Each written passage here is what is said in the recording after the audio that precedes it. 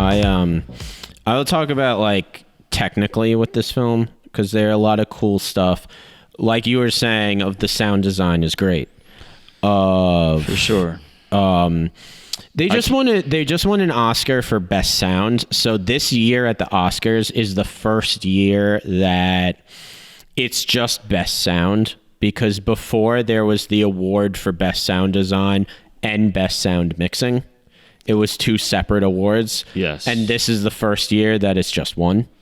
There are a lot of people I know who kind of like had issue with that, who were like saying like, well, sound design and sound mixing are two very different things. Here's my immediate reaction is like, how can you judge, like certain things are mixed for certain reasons. Right. So if some movie is just mixed here, like, oh, you could hear everything equally, great. But maybe that's not the point. Like maybe like in this movie, everything's not mixed equally. Well, like you're hearing hearing muddled things. You're hearing static. You know, one of the most powerful parts, and I guess why they made it the closing thing, when he takes it off, and then the sound. Yeah, there's no sound. Yeah, and then the credits hit with no sound. I thought they were gonna leave no sound throughout the credits. Yeah, they bring in a little music, but that was a cool way to end it. It's very jarring, even that you would hear literally nothing in a movie. Yeah, very jarring. A lot of that muffling sound when excruciating when Riz Ahmed first gets it in the pharmacy and all that. I was watching of how they recorded that sound. Is they used underwater mics and they put the microphone in Riz Ahmed's mouth. Okay, I would not. I don't know. There's way easier ways to do that. Well, they said what they wanted to achieve was to make it sound like you're inside his head. Yeah, no, exactly.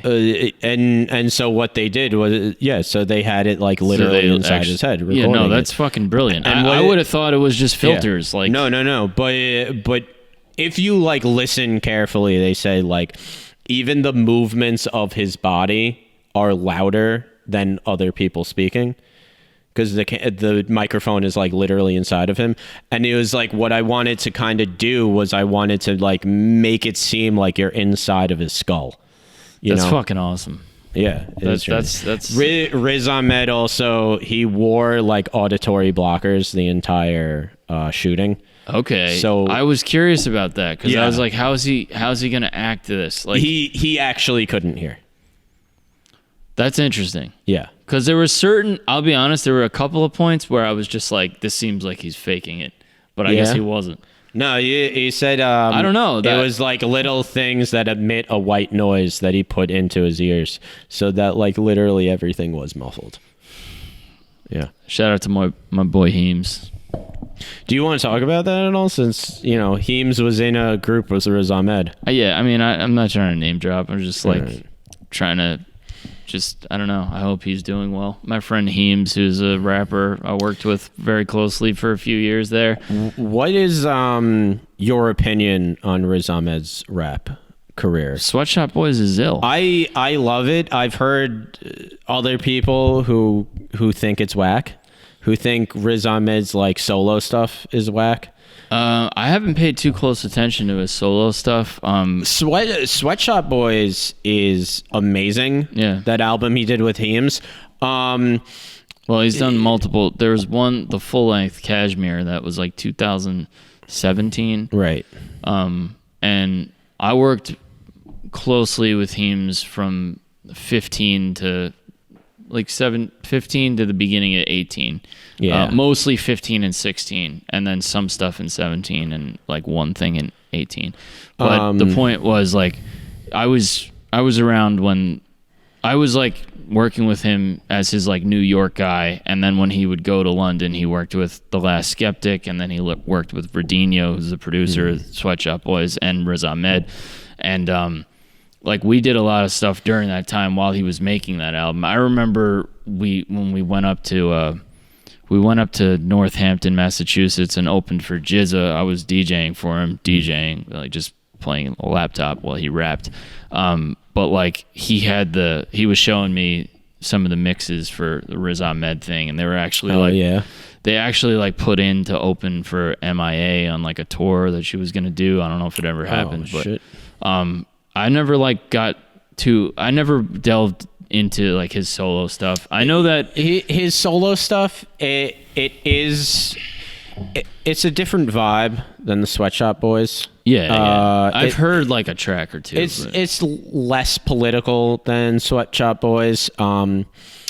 It's more British, if that makes sense. Well, I know something. I don't know how to describe it, but like British rappers, they rap in a certain way. Well, I mean, it depends. I mean, there's grime artists, there's drill artists. Yeah. Well, I mean, they're naturally going to have like a certain lingo. It's like saying someone from Brooklyn or someone from Atlanta. Like, is that what you mean? It's not so much, but I mean, okay. I feel like British rappers, they rap faster. I mean, it's hard to explain what I'm trying to say, but you can tell it's like a lot more British, and his kind of tonally and like the vibe of his.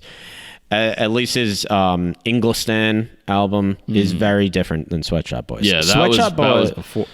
Yeah, before Sweatshop Boys, I like better. Inglistan was a long time ago. Yeah, well, it's funny because I knew Riz Ahmed because you had worked with Heems before he was really in like a lot of famous stuff. Yeah, it was right before he basically started blowing up around that time, and because he got that HBO show. The Night Of, which was fantastic. Right. That was kind of the. Before that, he did a movie with Jake Gyllenhaal called Nightcrawler, which he's fantastic in. Mm-hmm. And then The Night Of, I mean, when I was in film school, I was actually on the set of The Night Of. It was like, it was one of that must have been your last year, right? It was my last year. It was like So that was 2016. The gaffer of The Night Of was like friends with one of the teachers, and it was like maybe 6 of us got to go and hang out on the set for a bit. And then like it didn't come out for like a while after. Yeah, naturally. It was back because The Night Of, John Turturro's character was originally supposed to be played by James Gandolfini. That's so weird. I had a feeling you were going to say that. Yeah. Originally James Gandolfini. So that was around for years then. Yeah. Because he was... No. He... I forget who is the showrunner of The Night Of, but... Oh, HBO. Yeah. They were trying to get that off the ground for a while. Yeah. Damn. Originally, James Gandolfini was going to play John Turturro's role. And then John Turturro has a line in The Night Of where he's kind of threatening someone, and he was just like, I have a friend from Jersey who can come visit you. And it was supposed to be like a hint towards like Tony Soprano, because that role was supposed to be played by Gandolfini. That's kind of lame. I'm glad that didn't happen. Like, why would they do that? Like, it's not like... They're trying to make a cross reference to The Sopranos. It was just like no. He says it in the show.